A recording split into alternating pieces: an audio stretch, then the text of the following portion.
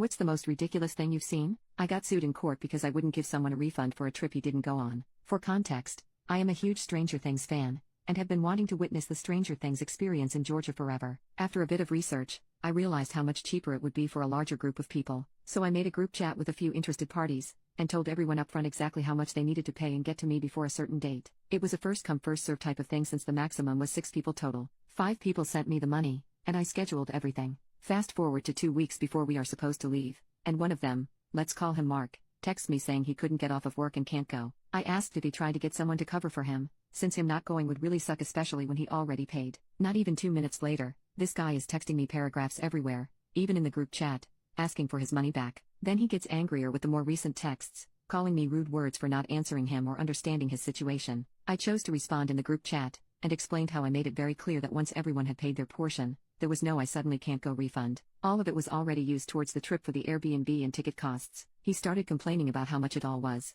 but I argued that he had already agreed to the amount. I told him if he found a replacement person for himself that could pay him for his portion, that would be fine as long as I met them beforehand. I wasn't about to stay in a house with someone I didn't know at all. I said I'd also ask other people that were interested before. I just want to add that while I do feel really bad for him, this scenario is why I had made the group chat 2 months before the event, so everyone could plan accordingly. He privately messaged me that I would regret this if I didn't pay him back, then left the group chat and blocked me, so I just assumed he wasn't going for sure, and we never found a replacement for him. The day of the trip came and went. We all had an amazing time, definitely one of the best trips I have ever been on. The specific package deal I got were also VIP tickets for the experience, so we got to do so many cool things and got free souvenirs. One of them was a tiny Dustin speaker. When we got back, I asked the others to text Mark and ask him if he wanted the free souvenirs that came with his ticket, so he could have that much at least. But no one could get through to him. About 2 weeks after we got back, someone knocked on my door and served me some papers. They told me I was being sued by Mark for taking his money. I was shocked and didn't believe what was happening. I don't know why he thought this would turn out well for him.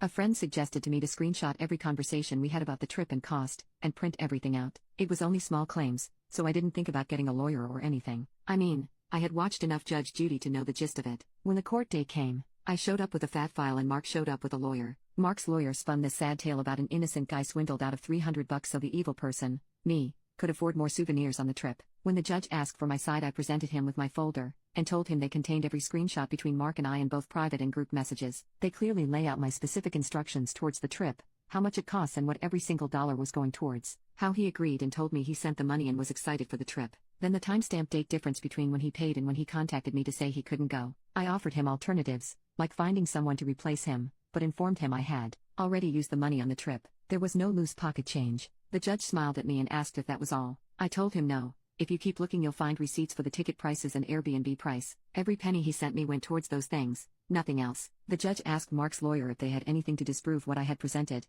and they had literally nothing. He then asked if they had proof I used his funds for anything other than what was agreed upon, and they said no. The judge ruled in favor of me, and told Mark he needed to let this go as life happens. After the case was dismissed, I went over to Mark, and handed him a bag with the free souvenirs given to each VIP ticket holder, and told him they belonged to him. He got upset and just threw them back at me. The judge saw, and yelled over at him that he had no right to assault anyone in his courtroom, and if he showed any more signs of aggression he would be locked up. I just grabbed the bag and left. Now I have amazing memories of a trip. I no longer feel guilty Mark couldn't go, and I have 2 tiny Dustin speakers.